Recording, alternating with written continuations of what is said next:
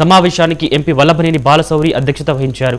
ఈ సందర్భంగా కొబ్బరితోట ప్రాంతంలో జరిగిన ఇంటి కూల్చివేత ఘటనపై ఎంపీ తీవ్రంగా స్పందించారు. ఏ ప్రాతిపదికన ఇంటిని కూల్చారు, పోలీస్ బందోబస్తు ఎందుకు ఏర్పాటు చేశారు, కోర్టు ఆదేశాలు ఏమున్నాయో స్పష్టంగా చెప్పాలని మున్సిపల్ కమిషనర్ బాపిరాజును ఆయన ప్రశ్నించారు. అయితే ఎంపీ అడిగిన ప్రశ్నలకు మున్సిపల్ కమిషనర్ బాపిరాజు సమాధానం ఇవ్వకుండానే మౌనంగా ఉండిపోయారు. దీంతో ఘటనపై సమగ్ర నివేదికను సమర్పించాలని జిల్లా కలెక్టర్ డీకే బాలాజీని ఎంపీ వల్లభనేని బాలశౌరి ఆదేశించారు.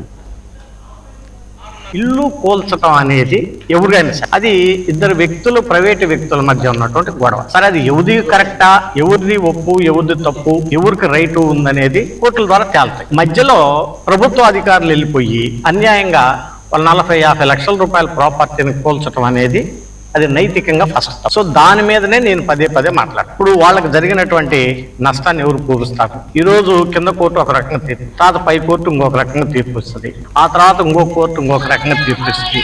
మన ప్రభుత్వ ఆస్తి కానప్పుడు మనకెందుకు అంత అత్యుత్సాహం?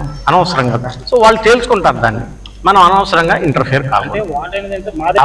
అవన్నీ చూసుకుంటారు. దాన్ని ఏదో ఒక 5% ఒకరికి, ఇంకొక కొంచెం వాళ్ళకు ఉందని చెప్పి మనం మధ్యలో దూరిపోయి ఇల్లు కోల్చకూడదు అనేది నేను అనేది. ఇల్లు కోల్చ ఆంధ్రప్రదేశ్ చలనచిత్ర రంగానికి